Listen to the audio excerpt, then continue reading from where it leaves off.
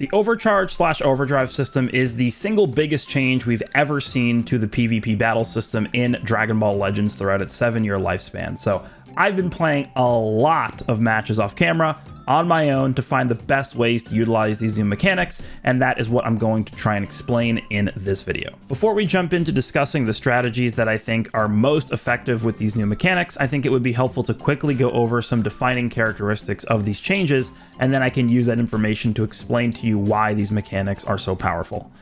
First, let's discuss overcharging. So according to the in-game help menu, overcharging is a powered up version of key charging. In addition to charging ki, it can also charge the overdrive gauge.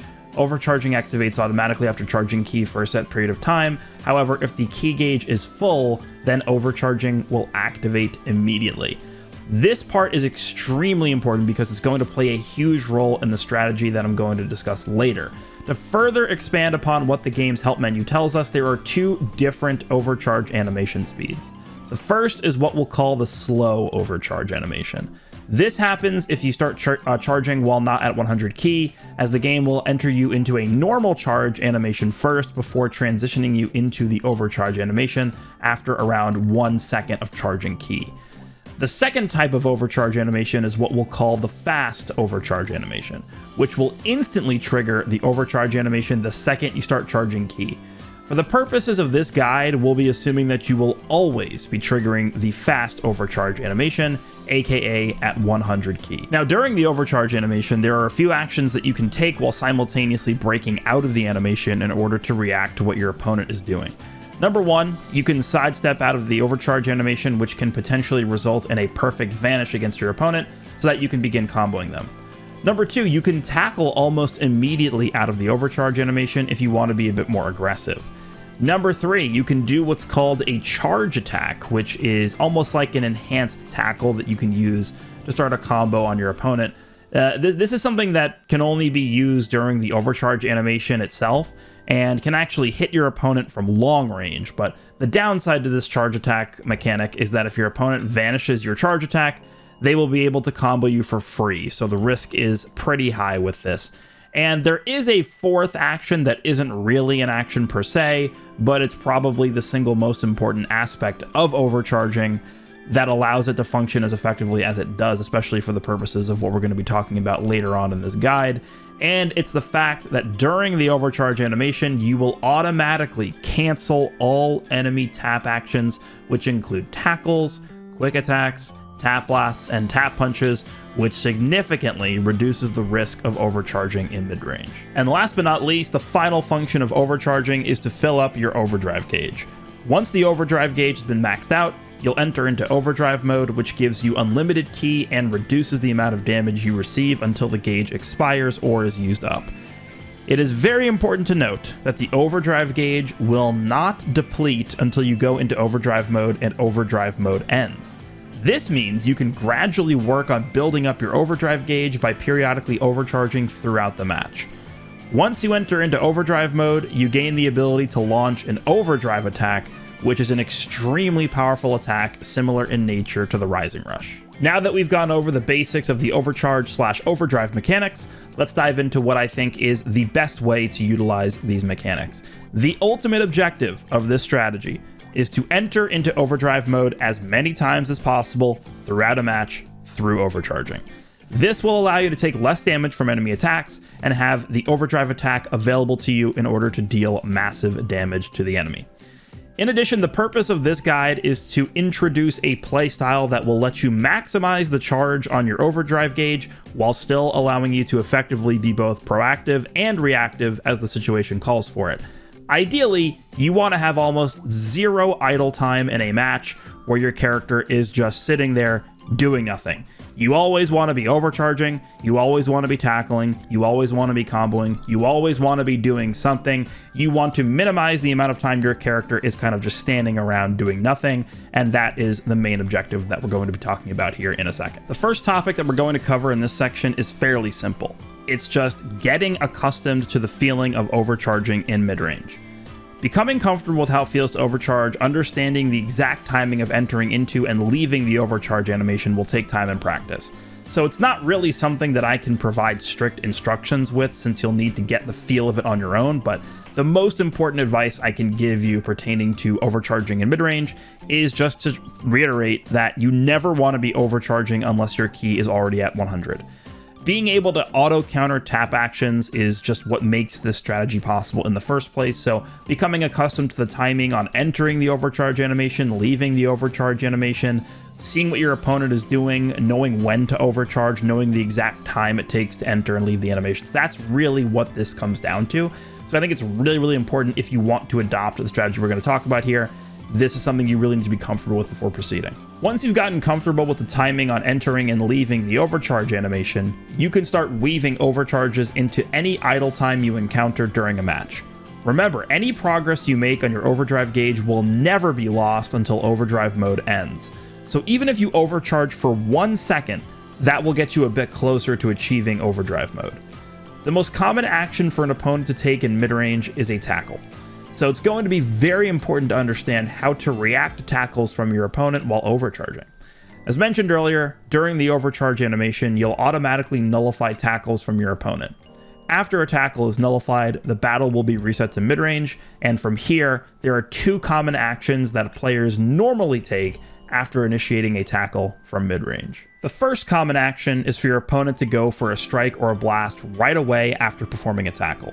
In this instance, because their tackle will have been nullified and the battle reset to mid-range, you'll be able to perfect vanish any strike or blast your opponent does immediately following their tackle. The other common action is for your opponent to sidestep right away after performing a tackle. Here's where the charge attack comes in. Charge attacks can actually land on the opponent in the middle of their sidestep. If you correctly predict an opponent's sidestep and go for a charge attack, the charge attack will be unavoidable and you'll be able to start a combo on the opponent with this. Because charge attacks have a much higher risk associated with them than simply vanishing, I would recommend sidestepping a few times after nullifying your opponent's tackles first in order to understand what action patterns your opponent likes to take after inputting their tackle. From there, you can figure out if you should go for a sidestep or a charge attack beginning with the next nullified tackle. We've talked a bit about charge attacks already, and although your opponent will be able to combo you for free if you miss a charge attack, there are a few times where I think it is worth utilizing charge attacks to gain priority.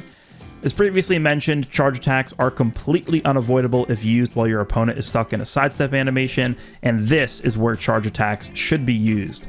With this in mind, there are 3 times where opponent sidesteps can be pretty predictable that I'll list here. The first instance is simply when an opponent frequently goes for 2 sidesteps in a row, whether in mid or long range. Oftentimes, players will begin to panic when they notice that you're overcharging because there's always a fear that you'll launch a charge attack at them. If you notice that your opponent frequently sidesteps multiple times in a row once you enter into the overcharge animation, that can be a tell for you to go for a charge attack a split second after they sidestep the first time. The second instance is when you're in long range and your opponent goes for a strike cancel. A good way to think about this is the same way players utilize blue or green cards after their opponent's strike cancels. By utilizing charge attacks in this way, every character in the game effectively gains access to long-range green cards if timed correctly. And then the third and final instance that I think is effective to go for a charge attack is one we mentioned in the previous section, after you've nullified your opponent's tackle with an overcharge animation and they frequently sidestep after tackling. So just to reiterate, the charge attack mechanic is very risky, but when utilized correctly, can certainly single-handedly decide entire matches. The last topic we're going to be covering here is when to launch an overdrive attack.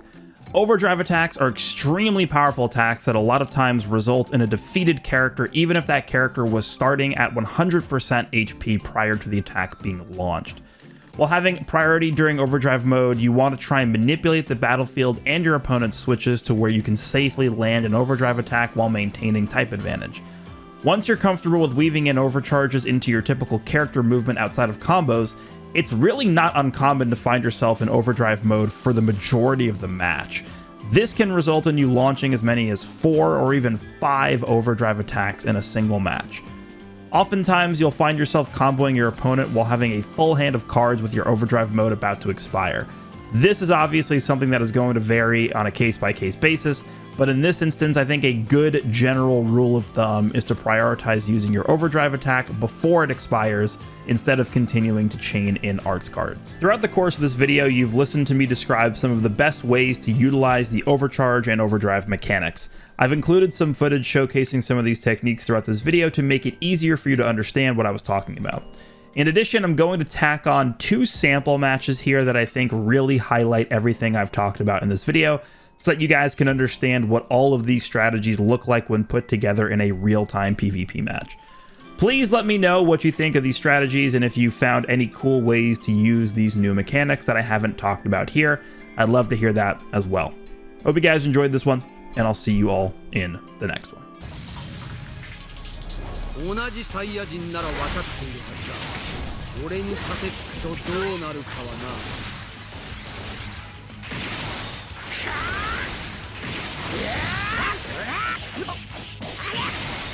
よし、こっちも行くぞ。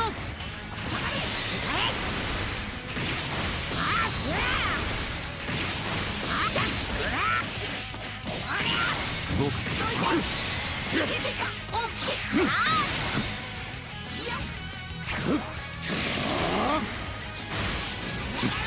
俺様のバトル。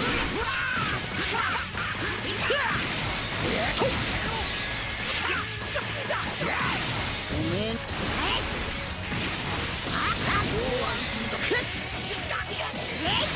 僕ビクス。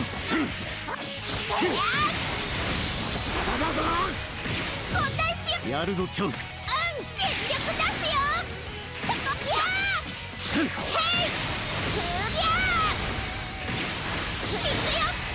どいどい。任せておけ。や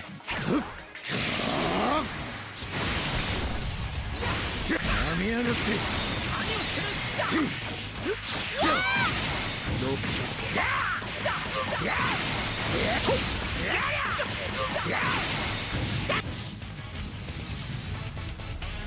逃げずに立ち向かう、その勇気だけは褒めてやろう。チャンス最悪。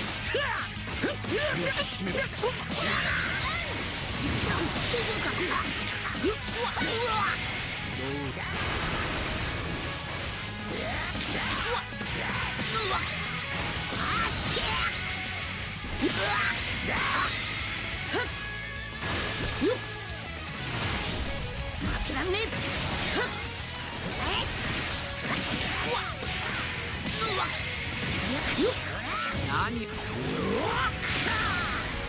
見せてやる。圧倒的パワーを。よし、その行くぞ。どこで？あとは任せろ。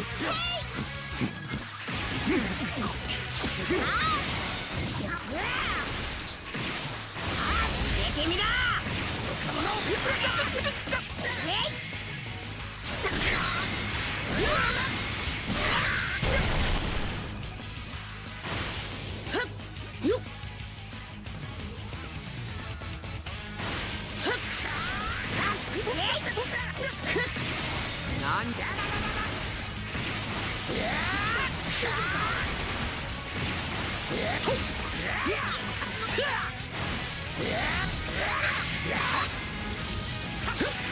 俺が変わろう。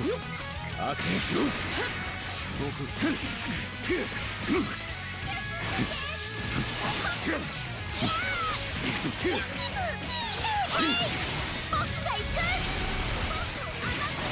やるぞチャンス。全力出すよ。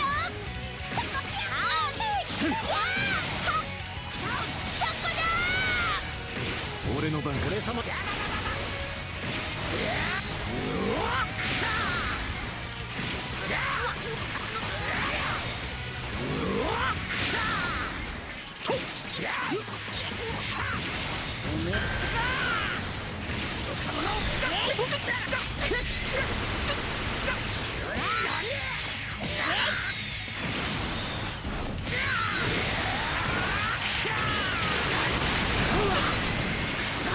Yeah!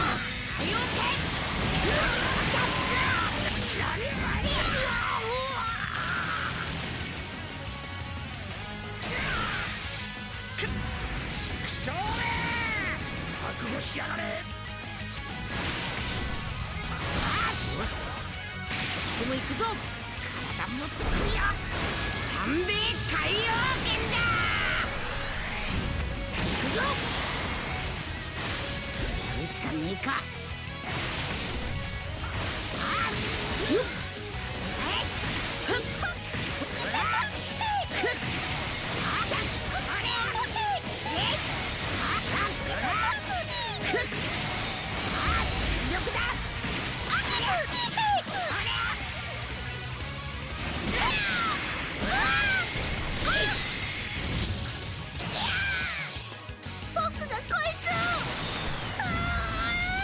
やめろー。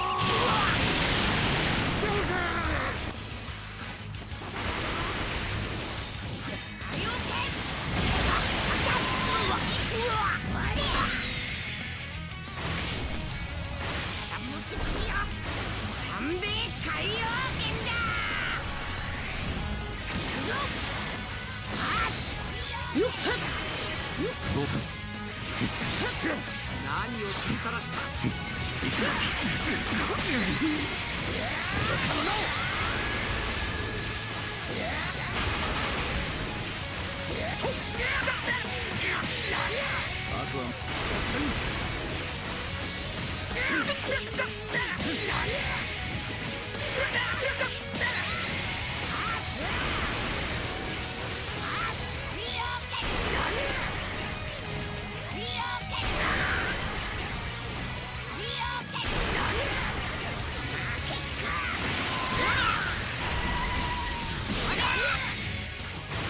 どうした、かかってこいよ。何だ。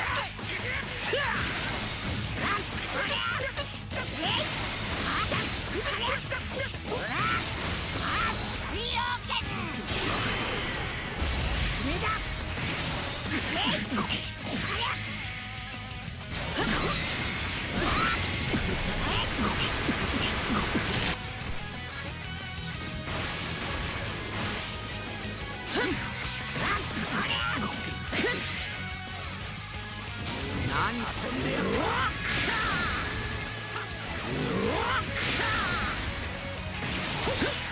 出番だ。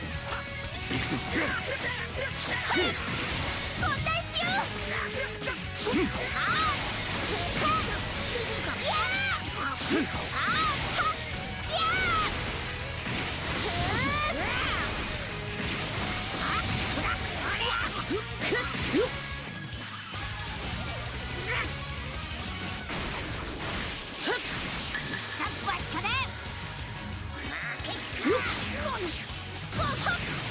俺様。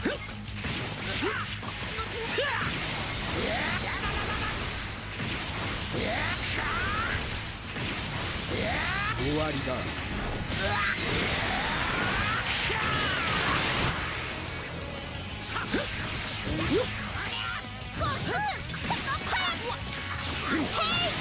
下がってる。